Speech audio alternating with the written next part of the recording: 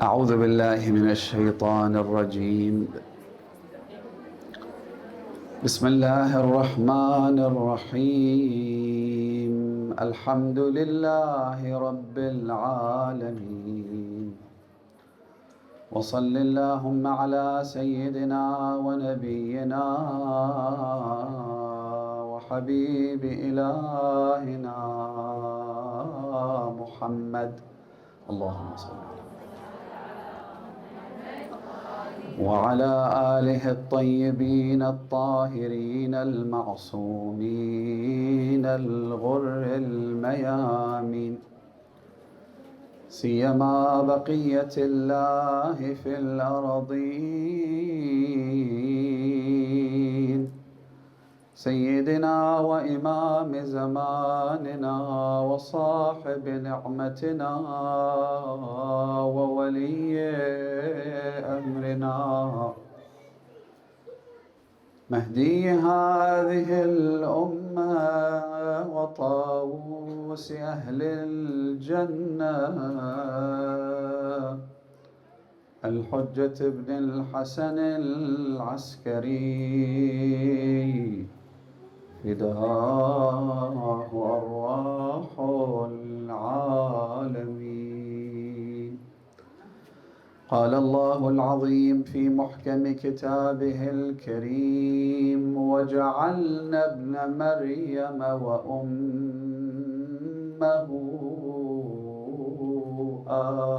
آية. آمنا بالله، صدق الله العلي العظيم. For the hastening of the reappearance of the Master, the Savior, the Avenger, Al-Hujjat ibn al-Hasan al-Askari, recite salawat ala Muhammad wa ali Muhammad. Allahumma salli.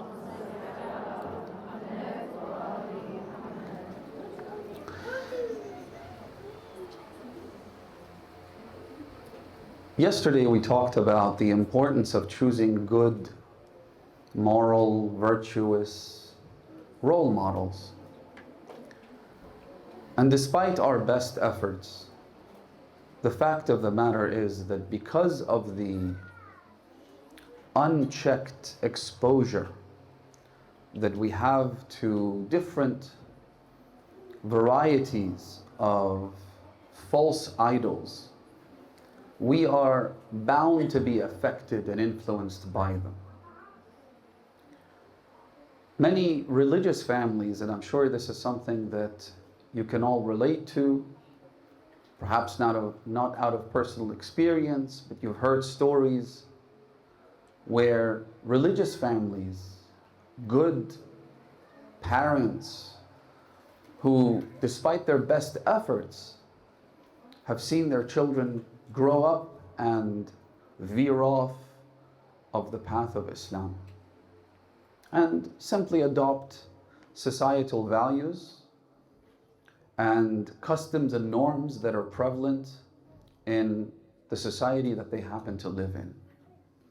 And so you can't help but ask yourself, how did it all go wrong? What happened? I mean, this is the father, and he's a wonderful human being, a productive member of society, a servant of Imam al-Hussein during Muharram and Safar. Here's the mother who is a paragon, a role model for other women and other mothers. So what happened to their kid? What happened to their son or daughter? And I think what a lot of people internalize and understand but don't quite grasp the enormity and the gravity is this concept that the discipline and education and values that you impart on your children at home is only one part of a much bigger jigsaw puzzle.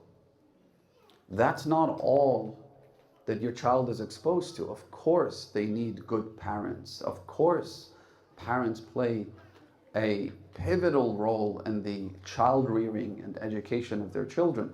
But at the end of the day, if you simply take the amount of time they spend at home versus the amount of time they spend outside of their home, or worse still, the time they spend at home but disconnected from their family, disconnected from their parents, being completely engrossed by whatever it is they happen to be engaging in online, be it with their friends or total strangers. A lot of these online games, you play them, and sometimes you have your friends playing along with you, but sometimes it's complete strangers, people you know nothing about. You don't even know what they look like, you don't know how old they are. I remember once I saw my son, who at the time must have been about 6 or 7 years old, playing a game, and I overheard him speaking to someone who was clearly an adult. And I was shocked, thinking, here's a 7-year-old kid playing a game with someone, speaking to them. I would never let my son anywhere near anyone that I didn't know. And yet here he is, speaking to this guy.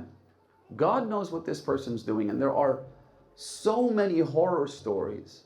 Again, a lot of the parents are completely ambivalent to this.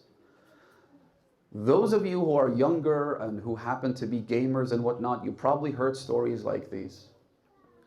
So there are so many horror stories of people playing online games with children, with young girls, and then befriending them, gradually getting closer to them, eventually seducing them, getting them to send pictures and so forth, and then using the information they've collected on that person, particularly young girls, taking that information, the pictures and whatnot from them, and then using it to exploit them and to take advantage of them or to make them make payments towards them and so on and so forth. And that's the least of our worries. As shocking and as painful as these kinds of stories and cases are, the much worse scenario that emerges from this culture of let's just open up and, interact with anyone, play with anyone, befriend anyone, something that's much worse than exploitation on different levels is manipulation on the level of the core beliefs. It's how you're manipulated into adopting views that are antithetical and contradictory to your values. So we talked about how important it is to choose very carefully. In fact, to reject everyone by default and only allow those people that have been completely and fully vetted into your life, even the merest of interactions. Don't say, oh no, we're just work colleagues. Oh no, we just play games every once in a while. Oh no, we only go out every once in a while.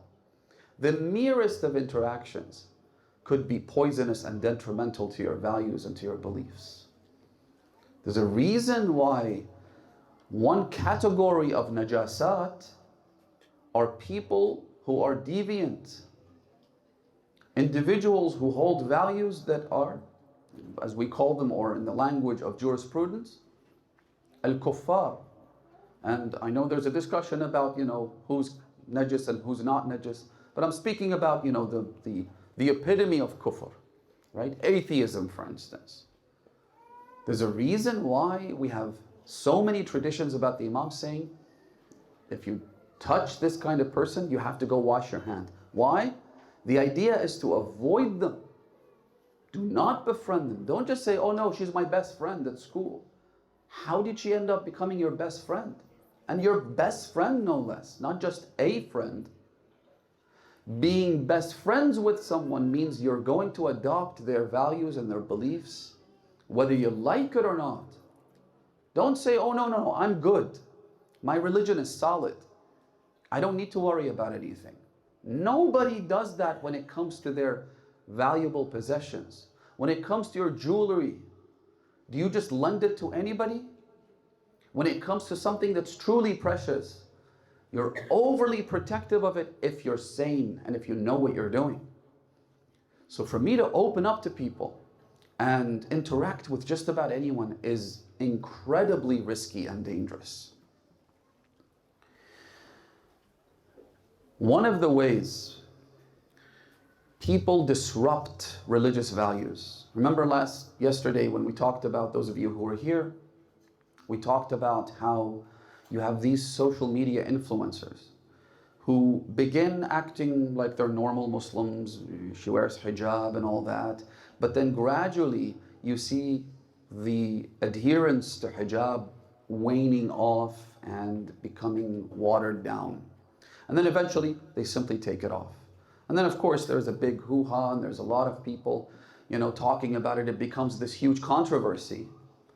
And some people might say, well, this is wrong, I'm not gonna accept it. But a lot of young girls especially will be susceptible to this and they'll be confused.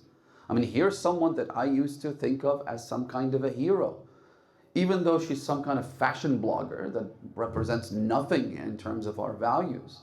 But again, it's about the human psyche and its vulnerabilities. We are vulnerable, we are weak. We're attracted to people who have a nice voice for no good reason.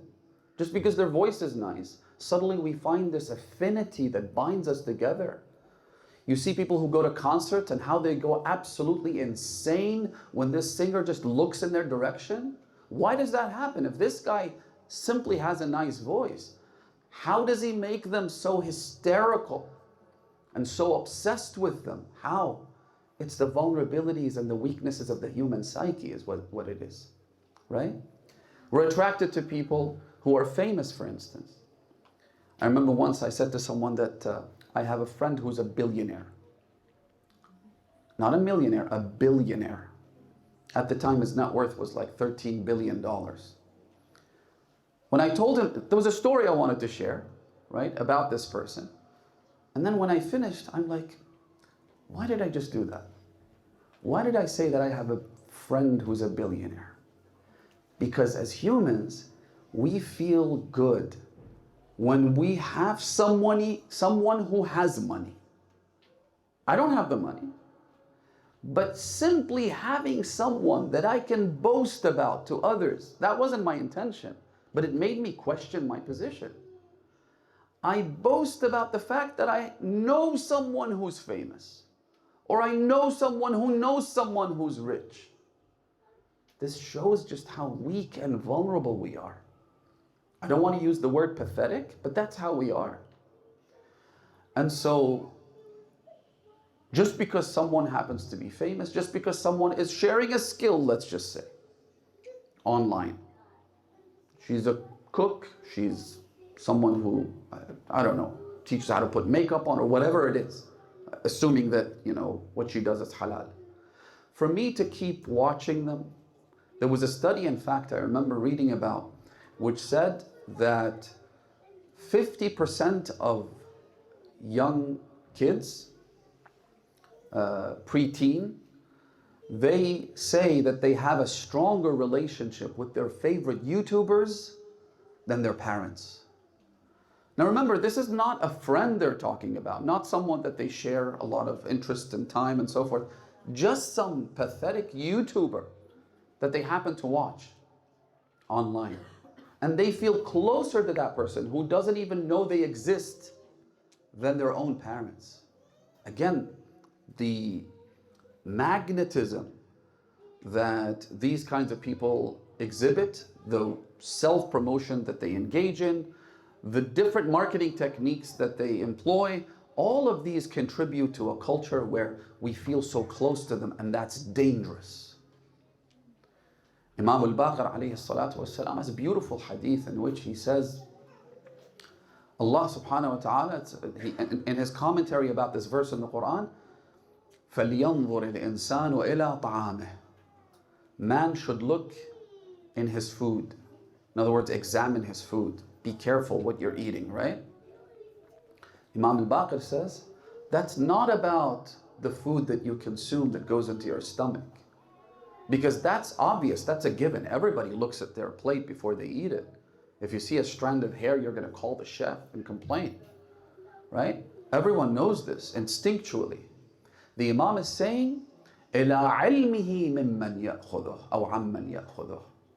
Look at the knowledge that you acquire, where you're acquiring it from. In other words, even if it's something mundane, because I know how these people work, I've studied them, I've written about them. Even though she's teaching you how to, she's giving you a recipe, she's teaching you how to cook or whatever, but they insert their values and their ideas and their beliefs into the conversation. That's what makes it so interesting. And that's why you begin to develop this personal relationship with them, this affinity towards them. So be very careful. And so they are also incredibly careful. They're very meticulous in the way they frame the conversations and the way they present their ideas and the way they disrupt your beliefs.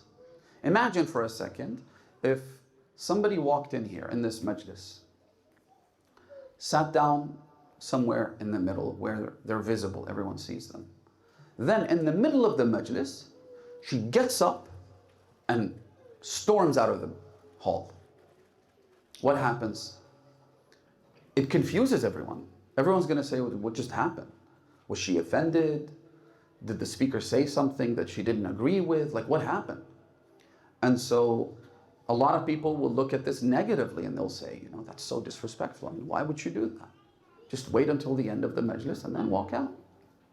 Or if you have to walk out, then just don't storm out, right? Be polite, be discreet. So that's why people like these social media influencers, they are not very blunt.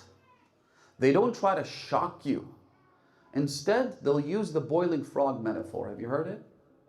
It's the idea that if you wanted to boil a frog and you had the pot and the water was boiling and you took the frog and threw it inside, the frog is obviously going to feel the heat and it's going to try to jump out. And so instead, if you want to boil a frog, you put it in the pot, you gradually increase the heat. The temperature goes up in an incremental way. It starts off being lukewarm, room temperature, and then by increasing the temperature, little by little, the frog doesn't realize because its body adapts to the heat, just like us as humans.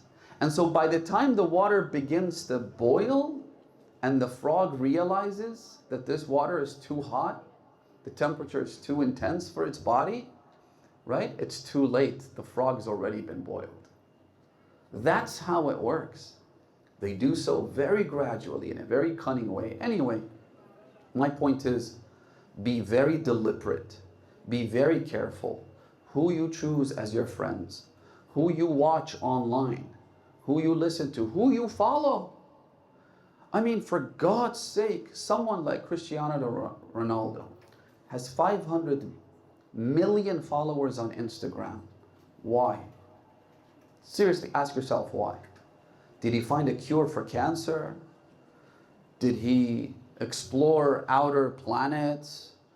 Did he put his life at risk and save someone from a burning house? Did he give anything to humanity that was, considered good, intrinsically and objectively good? No. The guy simply knows how to throw the ball around the pitch. He's not even the best football player, soccer player. He's not. He lost. And now he's too old to play in the next tournament. I mean, the guy is a nobody, really. In terms of the values, divine values, he's a nobody, right? He's a womanizer. At the very least, if we're not going to, try and tarnish his reputation, he's a nobody that simply runs around and kicks a ball. 500 million followers, why? And for me to follow someone like this, or to, try and catch up with their news and whatnot, means that I am giving in to those vulnerabilities. I am putting myself out there for no good reason, exposing myself to filth that will inevitably come, without a doubt. Now, what I really wanted to talk about, and we don't have much time, is the critical nature and the important and strategic position of mothers in this day and age. Nobody denies the role of a mother and how important it is. That's not something I need to be preaching to you about. But listen to this. In Karbala, there were women who played incredibly pivotal roles, both positive as well as in the negative domain. Some directly, others indirectly. But the role they played was absolutely critical. Notice how in Ziyarat Ashura, we say, Allahumma al'an. There's a whole series of people that are cursed. Wal'an Ubaydullah ibn Ziyad. Curse Ubaydullah ibn Ziyad ibn Abi, the governor of Kufa, the one who dispatched the army towards Karbala. Then the Imam says, Wabna Marjana. So Ubaydullah ibn Ziyad, his mother was Marjana. The Imam mentions him twice. Once by mentioning his name and his father's name. The second time as he mentions his mother's name. Why? Because Marjana played a pivotal role in Karbala. Without this wicked woman's contribution, Ubaydullah ibn Ziyad wouldn't exist. And Karbala wouldn't have gone down the way it did. This was Marjana, which is why the Imams insisted on attributing Ubaydullah to Marjana. Lady Zainab in the court of Ubaydullah ibn Ziyad, she addressed him as such, Yabna Marjana, which enraged Ibn Ziyad. Why? Because everyone knew Marjana. She had quite the reputation. Everyone knew her as a wicked, filthy woman. And so this is a reference to the important role that she played. She was grotesque to such an extent that it took someone like her to produce Ubaydullah. She had to be that filthy. She had to be that disgusting in her demeanor and her actions and whatnot. The Quran uses the same technique. Allah subhanahu wa ta'ala refers to Isa alayhi salam by calling him Ibn Maryam. Why not just mention his name? وَجَعَلْنَا, the verse that I recited at the beginning, وَجَعَلْنَا ابْنَ مَرْيَمَ وَأُمَّهُ آيَةً. We made the son of Maryam and his mother, meaning Maryam, a sign for people. For Isa alayhi salam wa ala nabiyina wa alihi wa alayhi salam to be born and to come into this world, it took the birth of a chaste, noble, decent, religious, devout, committed woman named Maryam. Even though, remember, her mother asked Allah subhanahu wa ta'ala for a boy. She wanted a boy. As in many societies where they prefer males over females. Unlike in Islam, where the Holy Prophet and the Imams have consistently said that to have a girl is a blessing. Don't ever feel that you're losing out because you didn't get a boy for a son, right? But she wanted a boy, and she asked Allah subhanahu wa ta'ala.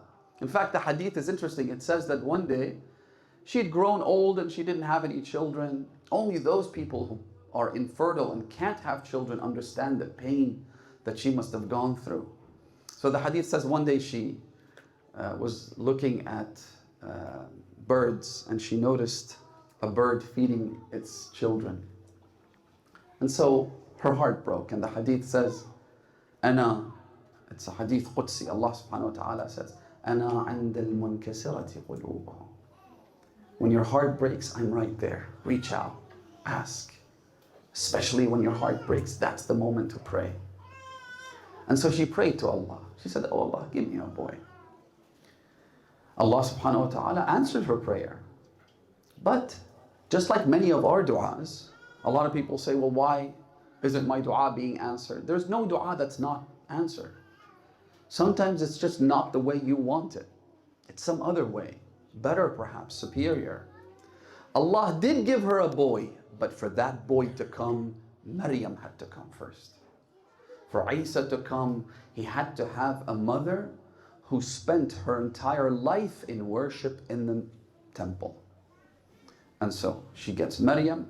Maryam devotes herself to worship and beatitude, and then Maryam gives birth to Isa. Allah subhanahu wa ta'ala, even though this is not customary, as I said, in our culture, perhaps in every culture, people are not attributed to their mothers, they're attributed to their fathers, right? The Quran says, وَجَعَلْنَا ابْنَ مَرْيَمَ وَأُمَّهُ. And in the case of Ibn Ziyad, the Imams refer to him as Ibn Marjana. They played a pivotal role, brothers and sisters. The fact is that the role of women, especially in their position as mothers, is truly, truly understated. Truly. And what it takes is to bear children who are good and moral, children who are devoted to Allah subhanahu wa ta'ala. To have that happen, a mother has to embody the value of decency as much as possible. The Quran speaks about Maryam and says, وَالَّتِي أَحْصَنَتْ فَرْجَهَا فَنَفَخْنَا فِيهَا. It's a reference to decency. It's a reference to chastity, right? She protected herself. This notion of protecting yourself is something that a lot of people now make fun of, right? Why would you do this? Why would you be wearing a body bag? That's an expression you often hear. Oh, she's wearing a body bag. Would you say the same thing to someone who's being overprotective in the middle of a pandemic? Someone who knows there's a plague out there and people are dying and it's highly transmissible and I could potentially put my life at risk or the lives of my family members at risk if I expose myself. And so I want to be overprotected. I want to cover myself up completely. No one would blame you. But when it comes to hijab, when it comes to decency, when it comes to chastity, suddenly it's a subject of mockery. And what we need to understand, what our respected sisters need to understand, which of course in your case you do, alhamdulillah, honest to God. I'm not saying this to flatter anyone. I don't care whether people approve of what I say or not. That's been my mantra for the majority of my life, for my adult life at least. But it is a source of incredible pride when you see that in this day and age, in countries where hijab is abhorred and detested and mocked and ridiculed, where the pressure to take it off, the pressure to water it down is so immense, it's a source of pride to see so many women, sisters, believers who uphold the hijab and who carry it as a sign of their devotion to Allah subhanahu wa ta'ala. And despite all the pressures that they face, they couldn't care less. You shouldn't allow yourself to be pushed around, least of which by men or women. Because now they're not getting men to talk against hijab, they're getting the women to do it. Oh, don't you want to feel the breeze in your hair as if we're wearing hijab 24/7? But the techniques they use have evolved, right? They're using women now. They're using Muslim women. They're using these fashion bloggers. They're using these influencers. So despite all of this pressure cooker that you're inside of right now, for you to uphold the hijab is incredible. And Allah subhanahu wa ta'ala will reward you, no doubt.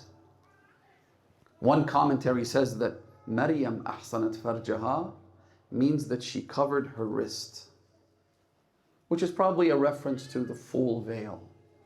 So for Maryam to have Isa, she had to cover her wrist. She had to be as decent as humanly possible. But Allah subhanahu wa ta'ala rewarded her with what? A chapter in the Quran named after her, a son like Isa, Ruhullah, and a name and recognition that will last until the day of judgment, and she will marry Rasulullah in paradise. I mean, seriously, for me to uphold and observe my religious values for what, 60, 70, 80 years in this life, but end up where Maryam is? It's a price worth paying. Anyway, you look at the statistics, they're shocking. I don't know how aware you are. 90% of women in the United Kingdom have experienced sexual harassment. 90%. Despite all the laws that have been enacted, despite all the policing, despite all the punishments, right? If somebody is caught doing this, it's not just a slap on the wrist, right? Despite all the efforts they've put in. But what they haven't realized is that the protection has to come from within. It has to come from your mindset. That mindset and belief has to then reflect on your body and the way you present yourself and the clothes you wear. And then it radiates out of that. That's what brings you protection and safety and security. As opposed to trying everything from the outside in, which is what these societies are doing, to an abysmal failure. A third of women, another statistic that I was reading, na'udhu billah. Anyway, you catch my drift, you get my point. The amount of harassment, the amount of violation that takes place in these countries, so-called civilized, mashallah, 21st century. They've evolved, they've created entire civilizations, they have the biggest armies, nuclear arsenal, all these things. But they can't protect the most vulnerable and the weakest in society. They prey upon them. Sometimes the sisters, sometimes the women get it wrong. Sometimes they're overly trusting of men.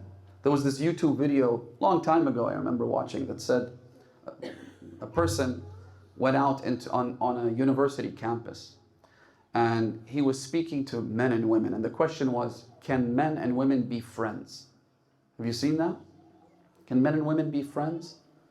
Every single woman that he asked said, yeah, absolutely, I have a lot of guy friends. Every single man that he asked said, no. They can't just be friends. Men are primitive by nature. They have this bestial tendency. They will always judge you. They will always look at you and compare you with others and be attracted to your beauty. It could be the most pious man. Again, because it's by nature, piety only gives them the tools with which to tame that tendency. Which is why the Quran says, وَاسْأَلُوهُنَّ مِنْ وَرَاءِ حِجَابٍ أَنْ يَغُضُّوا مِنْ أَبْصَارِهِمْ. Right? Close your eyes. If you want to speak to them, make sure there's a veil that shields them from you. So piety allows you to tame this tendency, but the tendency is still there. And so the women, unfortunately, sometimes, they become too gullible. They think, oh no, he's such a good listener, right? He listens to my problems. I'm sharing my feelings with him. And he's reciprocating and whatnot. What a kind, wonderful guy. And what they don't understand is that they're being manipulated all along. Or if they're not being manipulated, at some point, it's going to switch over to the animalistic tendencies. If you keep this up.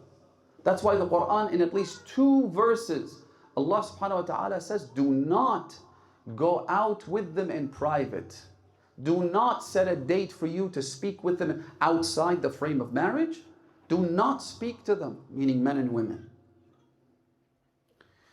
Because shaitan is there. And as the hadith says, whenever shaitan said to Musa, it's a beautiful hadith, Musa said to him, "A'udhni, give me words of advice." He said to him, listen, whenever there's a man and a woman by themselves, I will always be there as the third person in the room. In other words, I will do my bit. I will try my best. So Musa said to him, then I will never be alone with a woman. He said to him, and I will never give any advice to anyone anymore. I just shot myself in the foot. So it's critical that we choose very carefully who we hang out with, how we conduct ourselves. Ultimately, the objective is for me to follow in the footsteps of the Ahlul Bayt, in particular the women, Fatima al-Zahra, Lady Zainab, Fatima al-Sughra, Ar-Rubab and others, and al-Baneen, so that we could receive the incredible, unspeakable, unfathomable rewards of Allah subhanahu wa ta'ala that He has promised us. Of the wives of Amir al-Mu'mineen, how many do you know other than Fatima al-Zahra? Amir al-Mu'mineen had 27 children. A lot of people don't know that. And so he must have married a number of women. And yet most people are only familiar with Fatima al-Zahra and al-Baneen. Why? Because al-Baneen gave everything she had in the way of Abu Abdullah al-Hussein, the Imam of her time. Everything. Including her name, her title. She's known as al-Baneen, meaning the mother of the children, the mother of the 4 boys. And yet, she later is quoted as saying, لا تدعوني ويك البنين تذكريني بليوث العرين كانت بنونا لي أدعى بهم واليوم أصبحت ولا من بني